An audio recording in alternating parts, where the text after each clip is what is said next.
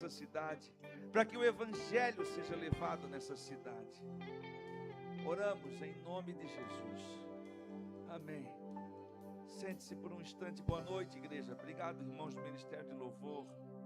Deus abençoe. O tecladista fica trabalhando aí. Ah, pastor Ricardo, pode ser? Tecladista, deixa ele comigo aí. Eu gosto de fazer músico trabalhar. Músico tem que trabalhar, né, pastor? Tudo bom com o senhor? Prazer estar aqui mais uma vez. Que alegria estar aqui pela segunda vez. Obrigado, pastor Ricardo, pastora Aline. A gente é convidado a primeira vez, é uma surpresa. Quando a gente é convidado pela segunda vez, é que a primeira vez foi boa. Às vezes eu sou convidado uma vez só, depois não vou mais, eu digo, eu falei algo que não devia naquela igreja. Mas vocês estão me devendo uma ida na vigília. Não esqueci. Quero ver vocês lá. Uma vigília lá em Blumenau. Eu me chamo Leonardo Aloísio.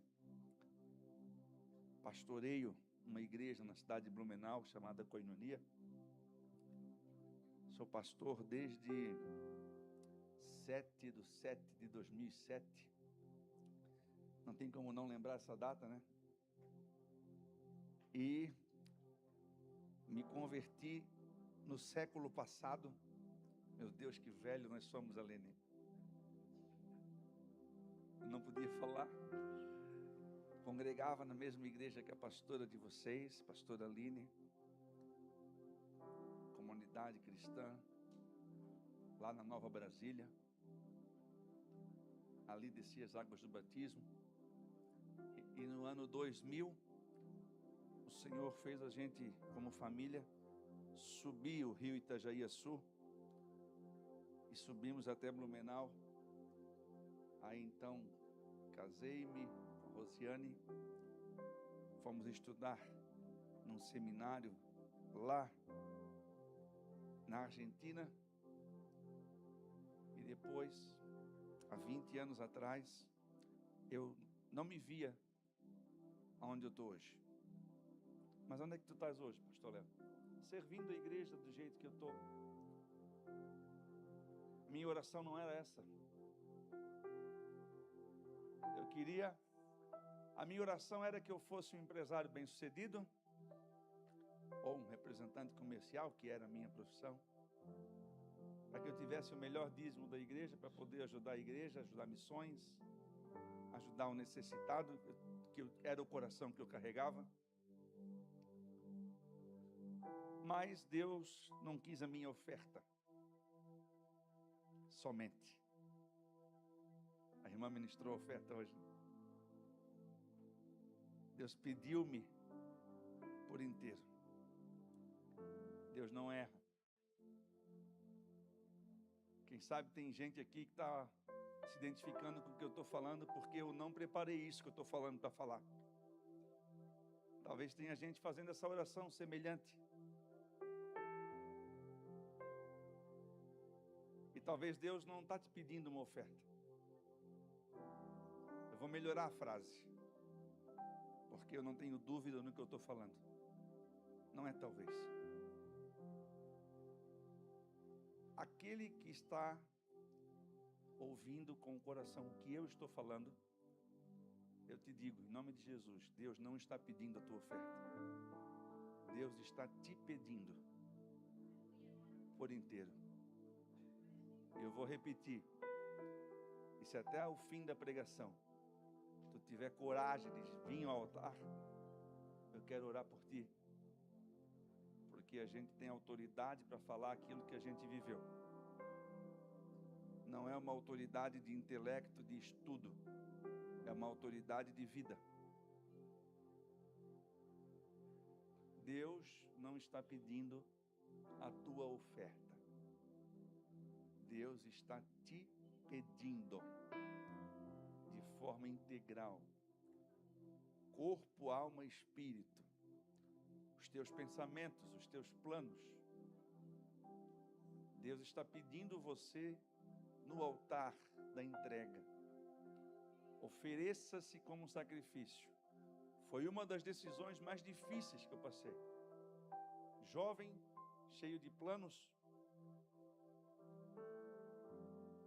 Vou para o seminário, lá eu percebo que a minha carreira tinha ficado para trás. Meu bom salário, meus planos, no meio do seminário me dá uma crise existencial. E eu pensei, vou voltar para o Brasil, vou voltar para Blumenau, para minha carreira, para o meu trabalho, porque eu acho que eu posso ajudar mais com o meu bom dízimo. Na época eu tinha acho que 24 para 25 anos. Na época uma renda, sei lá eu, de uns 10 salários mínimos mais ou menos. E a minha oração até aquele então estava sendo atendida. Eu conseguia fazer uma boa doação para a igreja. E na minha mente racional, humana, que coisa doida, nada a ver com o que eu estava preparado para falar, tá, Ricardo? Eu fazia conta de ajudar a minha irmã, a pastora Aline conhece a Sara, hoje pastora, o Alcemar também conhece, inclusive, prazer te reencontrar aqui, Alcemar. Ajudava ela como missionária, tinha ido para a Índia e a gente tinha projetos para a igreja. E num determinado dia eu chego para a diretora do seminário e digo assim, diretora, dentre as coisas que eu já aprendi aqui, eu aprendi a varrer, a limpar, a arrumar melhor ainda meu guarda-roupa. Sempre fui um adolescente jovem, muito organizado com as minhas coisas. E lá eles me colocaram para ajudar os argentinos que não eram tão aciados assim. Eu vou para casa. Vou ajudar minha mãe na igreja, vou trabalhar, que eu ganho mais. E a diretora disse assim, então vamos orar. Talvez essa é a pior frase que tu possa ouvir de alguém de oração. Verdade. Então vamos orar. Como diz ali em Pomerode, Pachon.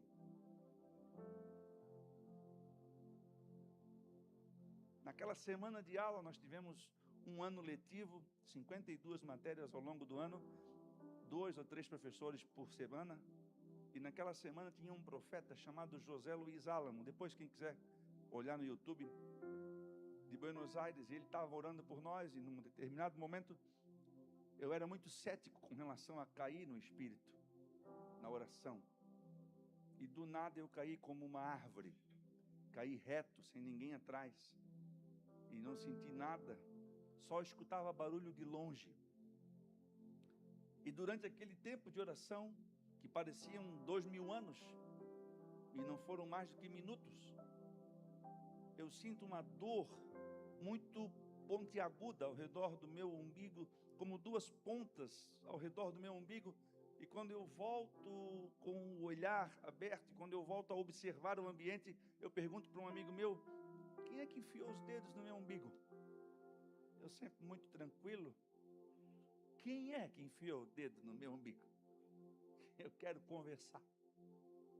E alguém diz assim para mim, ninguém. Quem orou por ti foi o profeta, e ele estava lá onde ele está agora, como daqui no fim da igreja ali, daqui no fim do templo. E ele tinha orado e apontado os 2 dedos assim, ó. Ele orou assim, e eu senti essa entrada no umbigo, ao redor do meu umbigo. E ele orava assim, Senhor, eu profetizo sobre a vida do Léo, que o Senhor troque o seu DNA, e que ele aceite o chamado do Senhor para a vida dele. Irmãos, eu não preciso explicar aqui que ele não sabia absolutamente nada do que eu havia falado com a diretora do seminário. E ela havia me dito, então vamos o quê? E ela orou? Sim ou não, você acha? Com certeza. Se ela não orou, o Espírito Santo ouviu minha conversa com ela. E aquele que gera em nós o desejo da intercessão, muito obrigado. Obrigado, Rafa. Rafa me acompanha hoje aqui. Aquele que gera a intercessão soprou ao coração do profeta, que orou em alta voz, para que o meu espírito entendesse que o mesmo Deus que estava na minha conversa com a diretora estava na oração que o profeta fizera por mim. Deus age como aquela mãe que faz as coisas darem certo. Deus age assim. Quem é mãe aqui já? Quem é mãe? Vocês conhecem a história da Bíblia? E não é o que eu vou falar hoje. Vocês conhecem uma história na Bíblia que a mãe fez dar certo? Um filho peludo, outro liso. Vocês conhecem essa história, não conhecem? Aquela mãe que fez dar certo? Deus faz coisas assim na vida da gente. E quando termina o seminário, finalzinho de novembro, ou primeira semana de dezembro, na frente de uma sala cheia, a diretora chama eu e a Rosiane, nós fomos para o seminário noivos, e ela testemunha perante a sala e diz assim: eu não acreditava mais que pudesse haver casais que se consagrassem e vivessem buscando a Deus em santidade. O Léo e a Rosiane me fizeram crer que ainda existe gente que busca a Deus em santidade, porque aquele tinha sido o último ano que eles aceitariam casais como alunos, casais não casados, por conta dos problemas que geraram os anos anteriores, casais de namorados ou de noivos que iam para o seminário. E de lá até hoje, se passaram 20 anos, dos quais eu e a minha esposa, a minha família, não tiramos mais os olhos da palavra de Deus, servindo a igreja, cuidando da igreja, muitas vezes, como Paulo escreveu e como hoje aqui a banda tão bem cantou, perdendo para que o reino ganhe e se gastando para que o reino de Deus avance. Então, termina esse testemunho dizendo para alguém que deve estar aqui me escutando: Deus não está te pedindo uma oferta. Deus está te pedindo como um todo. 2 Reis, capítulo 4, por gentileza. Enquanto eu estava aqui no louvor, e eu digo isso para o pessoal do ministério, não estejam enfadados daquilo que fazem ao Senhor.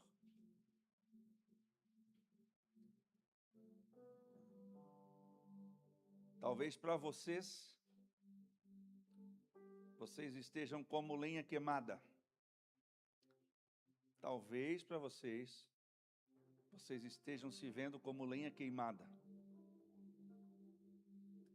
Mas eu sei o que eu senti quando eu estava no louvor nessa igreja. Vocês são oferta suave às narinas de Deus. Não deixem pensamentos carnais, humanos, ou até comparativos penetrar o coração de vocês. O que vocês produzem nesse altar é oferta suave. A presença de Deus estava aqui, está aqui, mas me refiro ao tempo do louvor, ao ministério de louvor, pastor Ricardo. Não sei quem é o líder. Quem é o líder? O que vocês promovem aqui é oferta diante do Senhor. E sobe. Para de te comparar. Para de perguntar por quê. Faça. A presença de Deus me tocou. E o que eu estou dando aqui é um testemunho para que vocês caminhem mais uma milha. Sirvam ao Senhor com alegria. Fui muito tocado aqui. 2 Reis, capítulo 4, versículo 8, diz assim: sucedeu também um dia que, indo Eliseu a Sunem, havia ali uma mulher importante, a qual o reteve para comer pão. E sucedeu que todas as vezes que passava por ali, entrava para comer pão. Amém. Essa é a história que crente velho conhece bem e crente novo tem que ler a Bíblia para conhecer também. É a história de uma segunda geração de profeta, Eliseu, que houvera sido o ajudante de Elias, mas agora, desta igreja, desse momento, era ele o líder. E a Bíblia relata que ele passava por aquele caminho diversas vezes, e ele passava num lugar chamado Sunem, e ali habitava uma mulher sunamita. E essa mulher observava aquele homem quando ele passava. E a Bíblia fala que ela era uma mulher importante. Eu gosto de falar de pessoas importantes, sabe por quê? Porque pessoas importantes, elas têm um olhar afinado.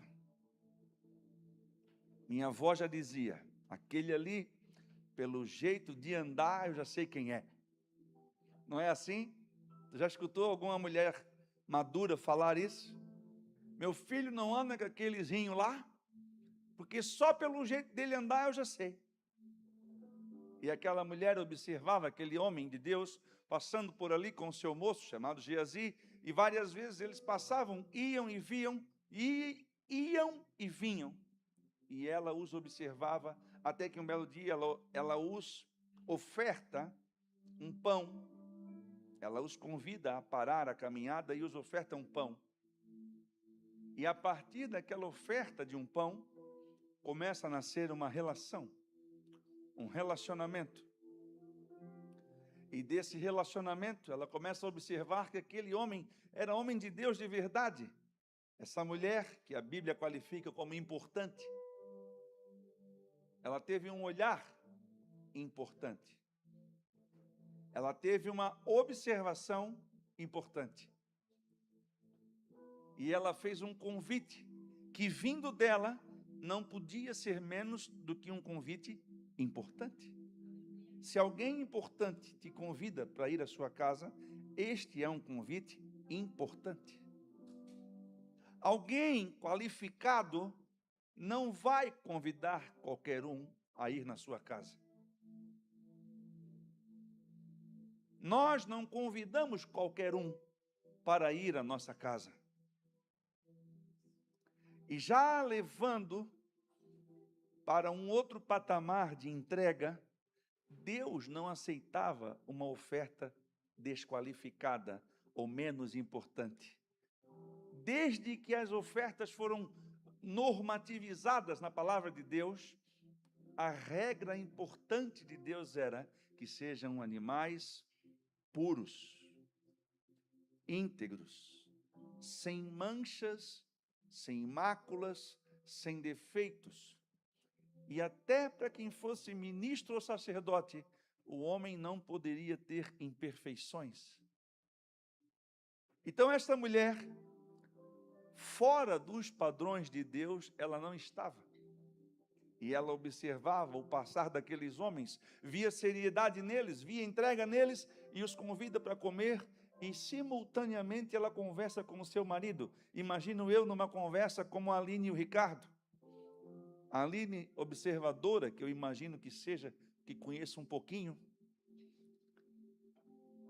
fala para o Ricardo assim: como é que tu chama ele? Bem, amor, cheiro, querido. Ó, fofinho. Querido, me parece que esse cara é um homem de Deus. Esse cara é um homem de Deus. O que tu acha de nós fazermos para ele aqui, no nosso quintal, linguagem peixerês, um quarto? Porque a caminhada dele é longa e ele tem uma missão a cumprir. Que comunicação maravilhosa. Como que um homem desse não vai ceder à proposta dessa mulher sábia, prudente, espiritual, leal, madura. Como esse homem não vai abrir os seus bolsos, os seus cofres e gastar uma quantidade importante, significativa. Abrir mão desse recurso financeiro e também de um recurso de espaço na sua propriedade, porque muita gente diz assim: aqui é minha casa. E eu já escutei isso, pastor Aline.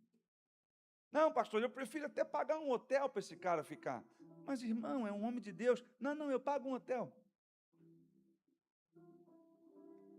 Que privilégio muita gente perde de não receber na sua casa homens de Deus. Ai, pastor, mas tu já viu quanta coisa errada acontece? Já. Mas quanta coisa boa acontece. É porque as boas poucas pessoas registram, poucas pessoas publicam.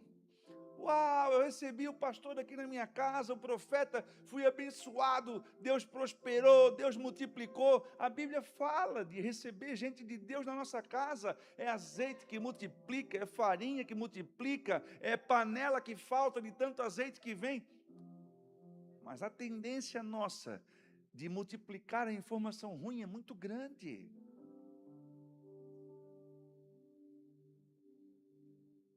E aquele homem é hospedado ali, não só hospedado, ele é recepcionado, ele é acomodado. E o texto é mais longo, e eu só li um versículo, para a gente poder ilustrar. Aquele quarto é edificado, aquele dinheiro é investido. Se não ofende tanto, vou falar recurso, porque despende dinheiro também, mas despende tempo, despende incomodação. Imagine hoje você lá no seu terreno, não sei se tem gente aqui que mora em terreno grande, mas pega um espaço de um terreno grande, calcula lá um quarto, fundamento, as paredes, a cobertura, a elétrica, a hidráulica. Hoje não tem como não botar um ar-condicionado. E aquele homem de Deus é hospedado, é acomodado naquele quarto, que custou um tempo e um dinheiro. E ele pega e fala para Geazi. Algumas versões da Bíblia relatam que ele estava deitado e manda Geazi chamar aquela mulher. E talvez eu e você já diríamos assim: folgado. Bicho folgado. Mas aquela mulher, repita comigo, importante. Não pode que vocês estão assim com essa energia baixa. Aquela mulher, está melhorando. Vamos, ilhota. Vamos que Deus está fazendo vocês virar uma igreja importante. Poucos améns, hein? Vamos, gente! O reino de Deus avança com pessoas importantes. Aquela mulher atende ao pedido daquele profeta, entre aspas, folgado. Não é que ele era folgado, ele tinha identidade. O quarto foi feito para ele descansar. A gente é ativista, né? Parece que a gente é escravo do fazer. Não é não? Se eu não fizer, se eu não for, o que vai acontecer com a obra? Tu tem que ir, tu tem que fazer. Mas tem a hora que tu tem que descansar. E aquele homem de Deus diz assim para o moço dele: vou botar aqui que o Rafael é o Geazi. Estou deitadão lá, eu digo: Rafa, vai lá e chama a Aline. E aquela mulher importante se desloca da sua casa até o quarto. Chega na porta, o texto está escrito, tá, gente? Vocês têm que conferir. Quando ela chega na porta do quarto, ela não entra. Ô mulher prudente, diferente de outras mulheres que a gente conhece na Bíblia, que entram no quarto. Vocês lembram, né? Tem crente velho aqui, bíblico. Vocês lembram de gente que saiu do quarto sem roupa, porque a mulher entrou no quarto não devia, a hora que não devia? Aquela mulher prudente, sábia, que havia dito para o esposo investir no reino de Deus para fazer um quarto para o profeta descansar. Olha, que interessante essa leitura. Talvez tem gente que diga assim, mas eu nunca percebi assim. Ah, o quarto do profeta, né? Vamos pensar no quarto. Aquela mulher cujo quarto era dela, entra, chega na porta, ela para na porta. E o profeta diz assim: o que eu posso fazer por ti, nega, profeta jaiense? Eliseu nasceu no Marieta Conde Bornaz. Ô nega, o que eu posso fazer por ti, nega? Queres alguma coisa? E ela, que morava ali na murta, disse: tu acha mesmo que eu quero alguma coisa de ti, ô coxa colada? Abobado.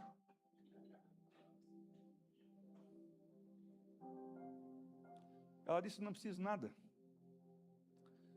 E ele disse assim: queres que eu fale com o rei? Ou com o chefe do exército? Ele era um cara tipo Ricardo, um cara que manjava do governo, falava com quem pode e não pode, com quem manda, não manda. É como se o Ricardo falasse assim: queres que eu fale com o Jorginho?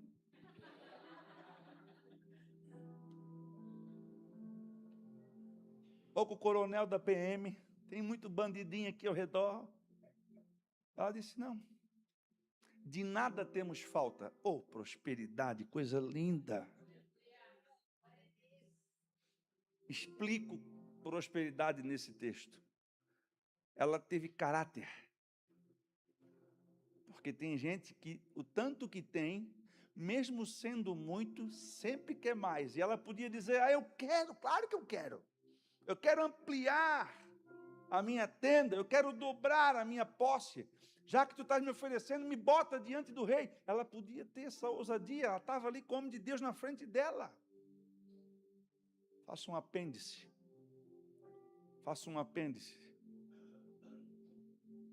E deixo registrado aqui a importância da relação igreja-poder público. Eliseu registra isso. Alguém o serve, em contrapartida ele serve alguém. Precisas de algo? Posso ser útil em alguma coisa? Fecha o apêndice. Aquela mulher explicita sua prosperidade e diz: de nada tenho falta. O que era o nada daquela mulher? Era o tudo que faltava para os apóstolos lá em Atos. Lembra do tudo? Ouro e prata não temos. Lembra disso? Aquela mulher tinha. De nada temos falta. Ele não contente, agora sim, jorrando o profético nele. Quem é profeta e quem é homem de Deus aqui nessa casa sabe o que eu vou falar. Tem hora que tu não queres trabalhar profeticamente. Tem hora que é mais fácil tu dar uma oferta, um presente, uma roupa nova, do que liberar uma palavra profética. Sim ou não? Eu vou repetir. Tem horas que a gente não quer atuar profeticamente.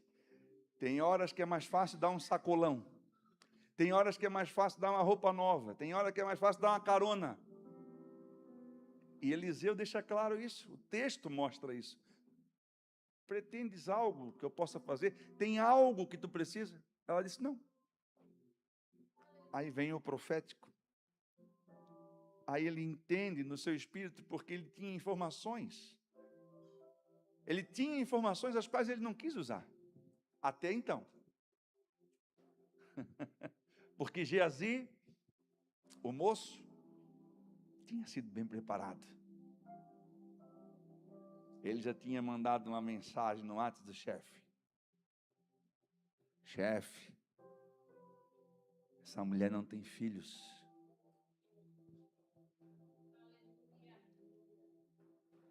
E o marido dela é velho. Nessa hora eu olho só para a parede lá no fundo para não olhar para ninguém, sabe? Porque depois alguém pode dizer assim: ai, o pastor Léo olhou para ti. O velho. Não. Aquela mulher tinha tudo, mas não tinha o que a cultura dela considerava o mais sagrado, o mais caro. o herdeiro, o legado, a sucessão, tudo que ela tinha ia ficar para quem? Nós que somos pais ou mães, a gente encontra motivação para levantar nos dias mais difíceis por conta dos nossos filhos.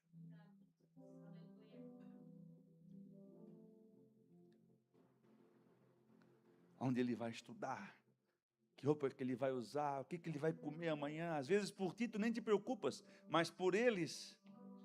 Eu sou pai do Lucas e do Mateus. Os dois já são mais altos que eu. Os dois já estudam, já pilotam sua scooter, já vão para cima e para baixo. Mas ambos, todo dia, perguntam: mãe, o que a gente vai comer hoje? E ai do coração do pai e da mãe, quando eles não estão, e a gente olha um para o outro e diz assim: eles não estão em casa hoje para perguntar o que eles vão comer. É o que motiva um pai e uma mãe. E o profeta olha para ela e diz assim: dentro de um ciclo da vida, tu vais ter em teus braços aquilo que te falta. E ela, como uma mulher importante, diz para o profeta: eita mulher maravilhosa, não mintas para mim, ó homem de Deus. Meu Deus, eu fico viajando nesse texto, como diz a galera, eu piro. Sabe por quê? Porque essa mulher, ela era muito maravilhosa. Se vocês pegarem o diálogo dela nesse texto, ela foi perfeita. Ela não faltou com honra com o esposo, ela não foi ilegítima, ela não foi deselegante. Ela podia ter dito para ele: tu não estás vendo? Tu só quer saber de mudar de canal da televisão mesmo? Tu só quer saber de trocar de carro? O que importa para ti é pneu de carro, som de carro, não sei o que do carro. O que importa, tu não estás vendo o homem de Deus passando por aqui? Ela poderia dar com a verdade na cara dele muitas vezes. Como mulheres de outras igrejas fazem, não a daqui. Não as daqui.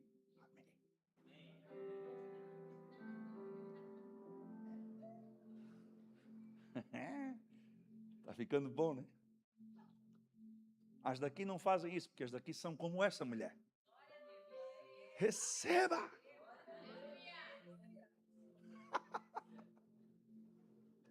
Ah, se eu não soubesse. Como dizia minha avó, quem não conhece, compra. Dentro da igreja faz uma cara de anja, né? Até parece que estou pregando no culto de mulheres, né, pastor Ricardo? Estou aqui me convidando já, me chama que vai ser bom. E ela fala para o homem de Deus: não mintas para mim. Eita mulher de verdade. Porque ela sabia que ali não tinha mais ciclo. Ela sabia que a pipa do vovô talvez não subisse mais.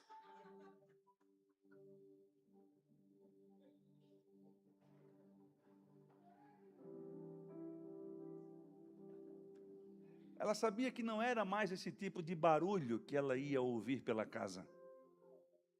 Barulho de criança, barulho de choro, cheiro de fralda. Hoje, quando eu saio do banheiro, eu encontro uma irmã aqui no caminho, a irmã com a criança de fralda na mão, a irmã botando assim perto do nariz, eu digo: eita, confirmação, essa é a palavra que é para eu pregar. Casa que tem criança, tem vida, tem barulho, tem estresse, tem mãe descabelada, tem pai com o pé para cima na almofada, dizendo: meu Deus, essa criança não cresce mais, eu não tenho mais a mesma mulher. E aquele velho homem que tinha dinheiro, mas não tinha herdeiro, se depara com uma situação parecida com a que eu contei quando eu vivi a experiência com um profeta na minha vida. Do nada, pastor Ricardo. Não tem muita criança me ouvindo aqui, né? Senão eu conto outro dia numa de casais. Mas aquele homem, do mais absoluto nada, pastora Aline, sente um sanguinho circulando no seu corpo. O profeta Tadala estava na casa dele. Vaso dilatador. Do nada aquele homem começa a sentir um samba, uma alegria.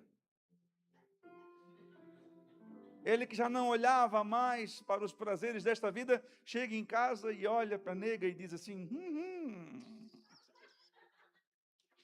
E aquela mulher importante começa a se sentir mais importante e começa a dizer, o que está dando com esse homem?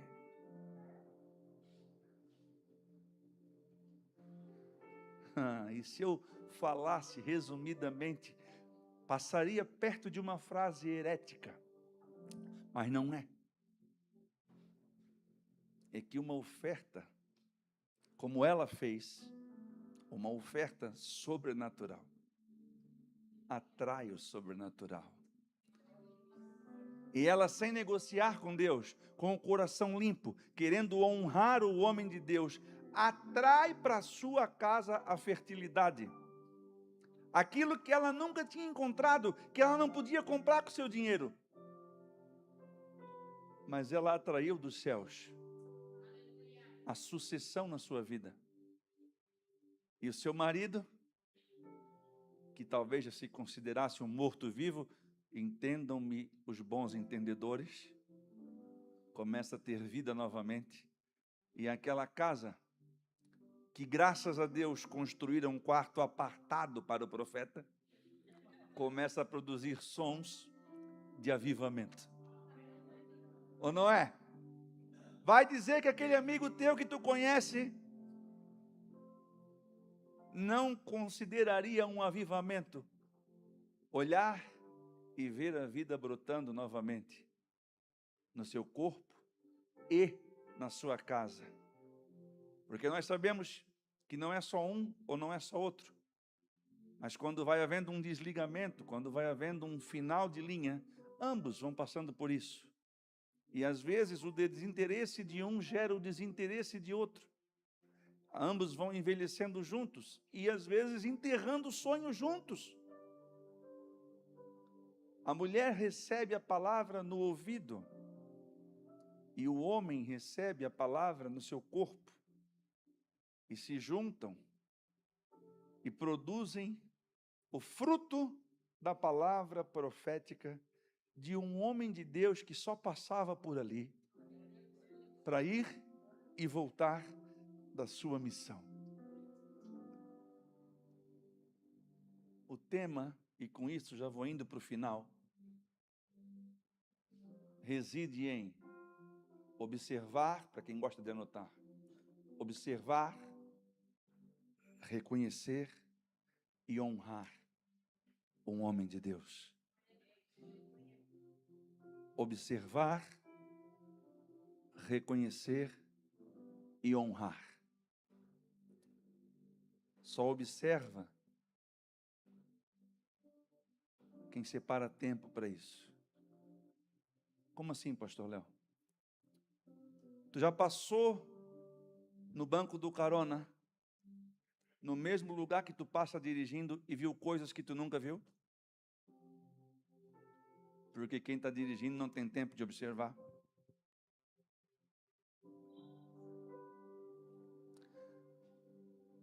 Observar, reconhecer.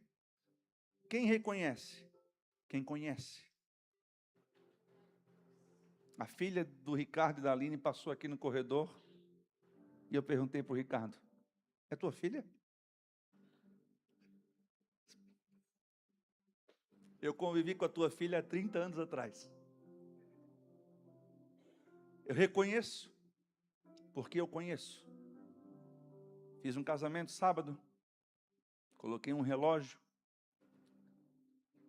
estou à mesa, Uma pessoa segura meu braço. Uau! Que belo relógio. Não era esse, é um outro. Que belo relógio.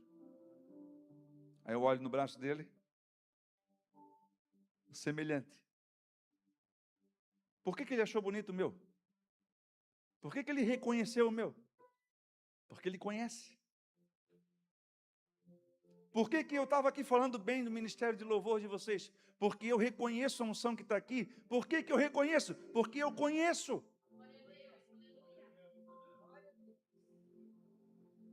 Eu não senti cheiro de nada novo, eu senti cheiro de óleo, de unção. Eu senti cheiro de presença. Crente sabe o cheiro de Deus. Crente sabe o cheiro da unção. Crente sabe que óleo não é qualquer óleo. Estou falando crente. Um outro dia eu posso explicar o que eu considero crente. Batismo, ceia e dízimo. Quem guardou, guardou. Se não tem um dos tripés, não é crente ainda. Observar, reconhecer e honrar. O que é honrar? Segundo o dicionário, é dar lugar de destaque. Quando o pastor Ricardo e a pastora Aline me convidam para trazer a palavra aqui, eles estão honrando o meu ministério. Eles poderiam me encontrar pela rua, como me encontraram esses dias, e dizer assim: quando passar por lá, vai lá no culto. E eu chegar ali e ficar ali no culto, e tudo bem, amém, glória a Deus. Mas dar esse lugar é honrar. Honrar a minha vida e, acima de tudo, honrar o que Deus colocou em mim.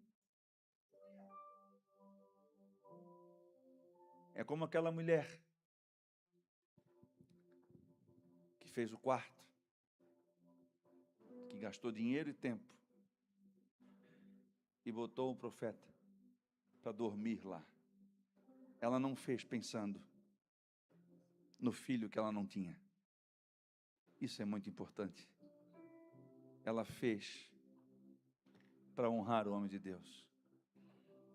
Encerro trazendo uma convocação e uma provocação para a igreja de hoje. Por que não honramos mais o homem de Deus? Por que as igrejas esqueceram disso? Por que as igrejas não ensinam mais sobre isso?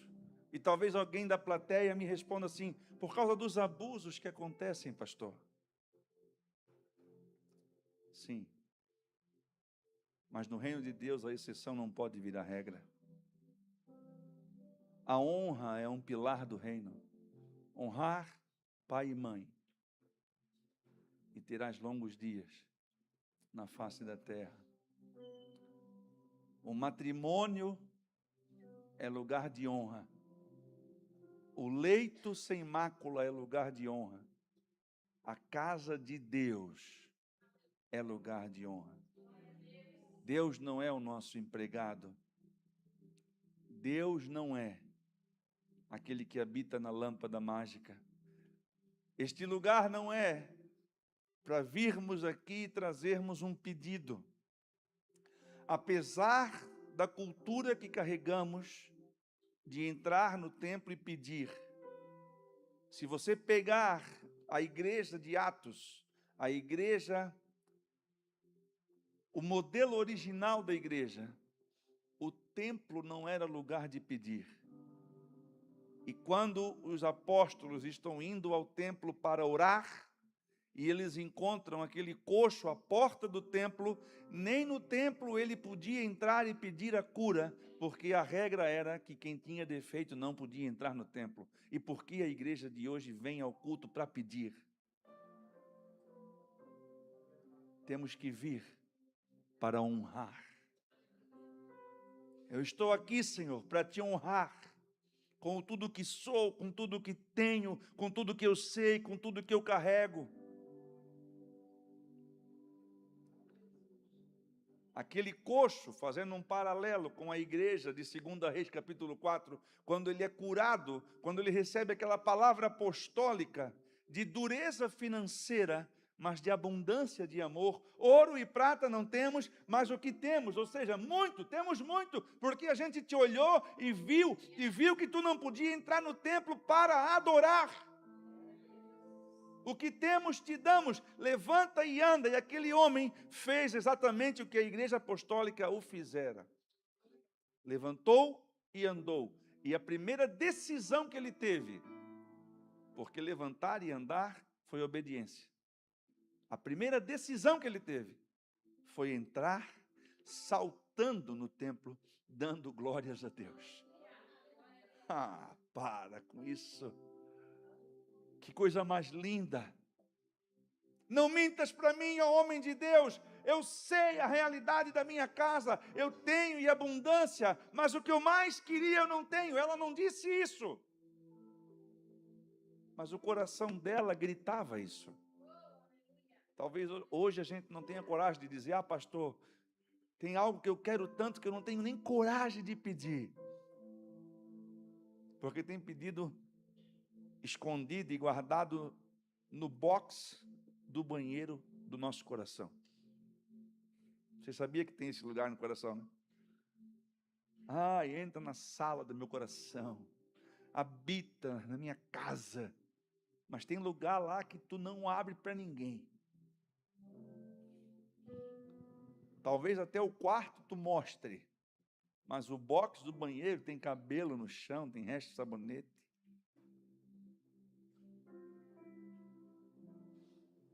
A palavra do profeta entrou lá. Lá onde a importância daquela mulher se resumia a nada. Ela defendeu esse lugar do coração dela. Ela defendeu, ela disse, aquela honra toda, pastor. Ela guardou aquela honra toda e disse: não mintas para mim. Olha o furor que a gente tem quando alguém entra num lugar que não deve entrar. Estás mexendo onde tu não deve. Pois no ano que vem, ao ciclo da vida, eu vou voltar a esse lugar e ver nos teus braços. Aleluia. Aleluia. O que isso resume, pastor Léo? Isso resume quando a palavra diz que ainda a palavra não cruzou a minha boca e tu já conheces o meu ser. Aquela mulher não pediu, mas ela atraiu. Poucos me entendem, não? Aquela mulher não pediu, mas ela atraiu o favor de Deus. Fique de pé, por favor. Fique de pé. Se você puder ficar de pé.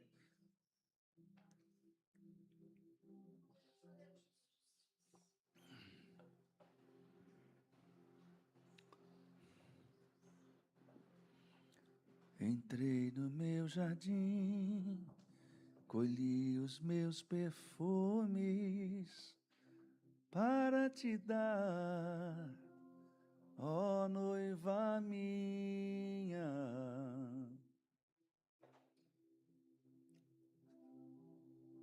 Pastor Ricardo, posso fazer oração? Eu gostaria de provocar em você essa sensação de apresentar a Deus aquilo que tu não tens coragem de falar para ninguém.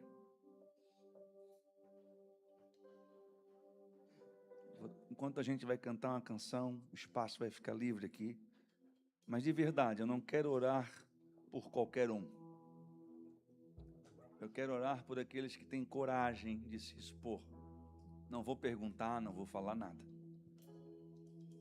Mas tem gente guardando pedidos no mais profundo do seu coração. Não tem nem coragem de falar para ninguém. É por essa pessoa ou essas pessoas que eu quero orar aqui. Enquanto o louvor canta uma canção, a banda canta, a gente vai orar se tiver alguém assim, né? Cantemos.